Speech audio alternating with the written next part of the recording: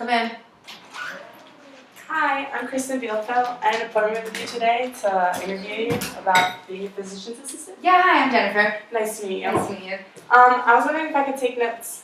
Yeah, absolutely, yeah. Okay. So my first question is, can you tell me a little bit about your job and what you do on a daily basis? Yeah, well, me personally, I treat people with mental disorders. For example, the basics like depression, anxiety, schizophrenia, bipolar, and some other more complex disorders. But what I do is I perform interviews to find out what's troubling them, their symptoms, their family history, the medications they're taking, so that I can make the diagnoses. I also prescribe medicine to my patients and also check up on them after their sessions to see how they're doing. What's the most difficult thing you would say about being a physician's assistant?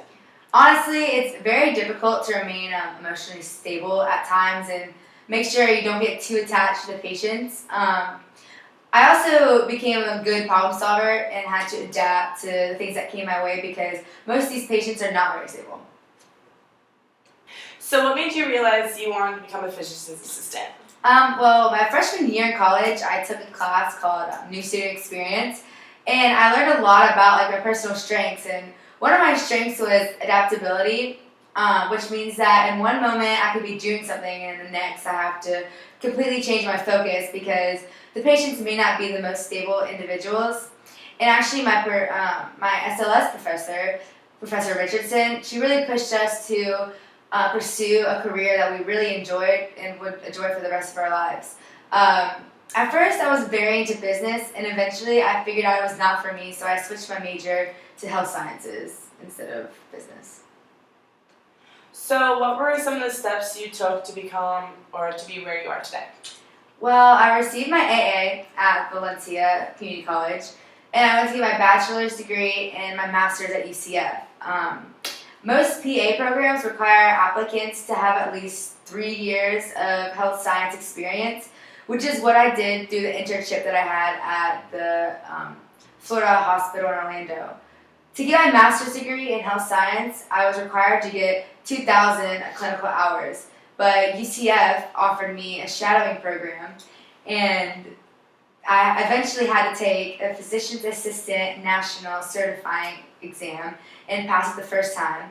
Now, every time I had to complete 100 hours to continue my medical education to keep my license every 2 years. Interesting. Mm-hmm. So why did you pick to live in New York City? Well, of course, when I was a kid, I always was in love with the city. But during my sophomore year at Valencia Community College, I obtained an internship at the Florida Hospital in Orlando, like I said before. And while I was working at the hospital, I gained a connection that helped me get this job to what I have now in New York City. The company I work for is the Care Counseling Center, and it pays an average yearly salary of $100,000, which is very helpful when supporting my family. So did you get advice from a physician's assistant before you actually went to the field or became one? Well, my professor, Professor Richardson, also gave us an assignment in my SLS class to interview a person in the field that we wanted to pursue. And during that time, I was not very interested in health sciences, and so I did my assignment talking to someone that was in the business field. So I didn't talk to anyone at that moment, but I did get to talk to my friend's dad, who was also a PA, and he told me that I needed just to work hard because it's definitely worth it in the end. So how much would you say it cost you to get where you are today? Well, it was about $40,000. However, I got financial aid and federal loans, which helped tremendously with paying for my classes, but it was definitely worth it. So do you have any more advice for me today? Definitely, I would tell you to utilize all the resources that your school has to offer because they're there for a reason and to help you. And so, as I said before, I started business and switched to health science. And if I could have avoided that completely if I went to the career center or something like that, just to figure out what career best fitted me personally. Also, I would tell you to talk to your advisors because they definitely help me in the long run.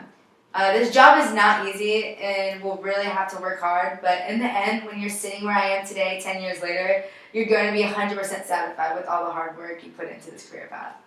Awesome. Well, those are all the questions I have for you today. All right. Thank you. It was nice meeting you. All right.